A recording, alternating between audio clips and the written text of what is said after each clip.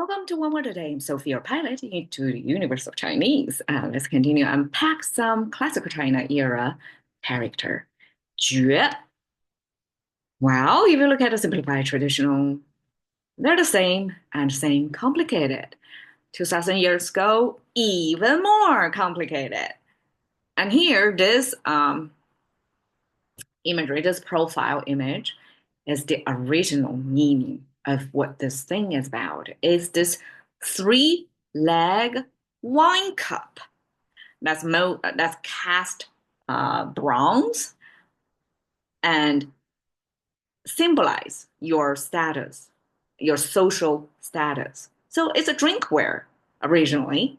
And I would imagine ancient times, whoever can afford to cast it into uh, bronze, like a permanent that cup, it's somebody who came with a certain social status already. So this three-leg wine cup from the tableware and then became this symbol of noting this noblemanship. So 爵 in Chinese is our Chinese nobleman. So we have um, a ranking of the social order among the noblemen. There are different orders as well. So without going too deep into that, let's look at the 2,000 years ago dictionary. So here, three-finger hand symbol, and this is a wine cup, right, holding on a stand. And interestingly, here we have the content in that cup with a cross sign and almost like as a contemporary symbol reader. That's like a danger, right? You don't want to. It looks toxic almost, right? But in ancient times, that gives you the content expressing that with this little dot thing. Probably that means it's not water; it's something processed type of drink. And then on the top, this is kind of a roof, and it's kind of I would say probably in ancient times noblemen of a certain social status, they are not going to walk on their own feet in public at all. They're going to travel with a sunshade over. So this is a shade. And then with somebody holding up something to further mark up. So is it today's like sports car? Probably is today's equivalent of to mark your social status on the road. So ancient times there are this travel wear status icons as well. So that together with this cup drinking thing, which is the original meaning, and this is later on societal behavior marker, all of that mark what nobleman means in Chinese. 勋爵, merit noblemanship. So 勋 actually almost like you recognize somebody's merit, you award them this noblemanship. 爵士, 士. We talked about that before, and I translated as sir. So it's almost like equivalent of sir in English, which is a rank of noblemanship.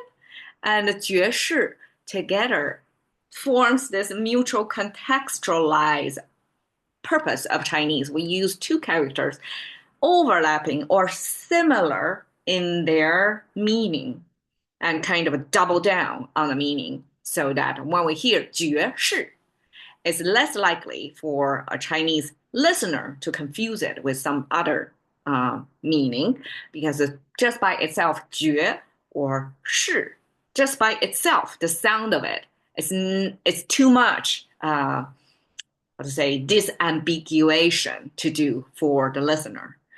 So when we double down, 爵士, make sure we know it's something about a noblemanship. Okay, 爵士乐. Now we add music after this noble sir. Music. What? What do you think? Like, what kind of music that noblemanship nobleman would listen to? It turned out 爵士乐 is a Chinese translation of jazz, probably because jazz, by the sound, sounds like 爵士, because we don't have jazz pronunciation in Chinese. So the best, you see, it starts with J. That's the best we can come up with.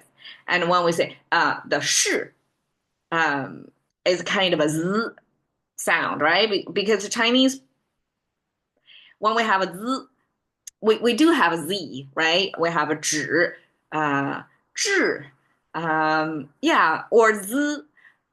But to pair the two together and kind of popularize it and also associate with an era of music, of culture, right? Jazz age is this gilded age. And that's a time when jazz was introduced to China, that was almost roughly 100 years ago to China and mostly associated with Shanghai, right? It's more international, cosmopolitan place.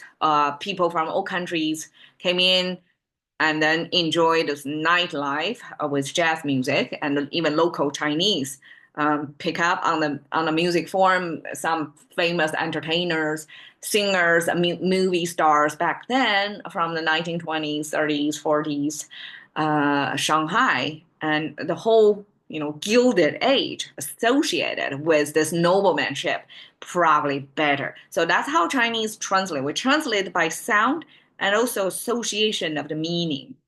And it's interesting, like a jazz age, even if a jazz, the origin of a jazz has nothing to do with noblemanship. But when it got introduced to China, somehow it's related to this gilded age, this wealth, and with a whole leisure class and this new entertainment form. So it's somehow mapped to the imagined what a nobleman lifestyle would associate with the type of music. So that's 爵士乐. And here is to show a jazz player just enjoy the music, not worrying about getting paid or whatever, just music and demand, the jazz musician.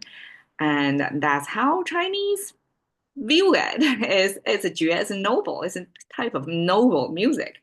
All right. Thank you very much for your time. See you another day.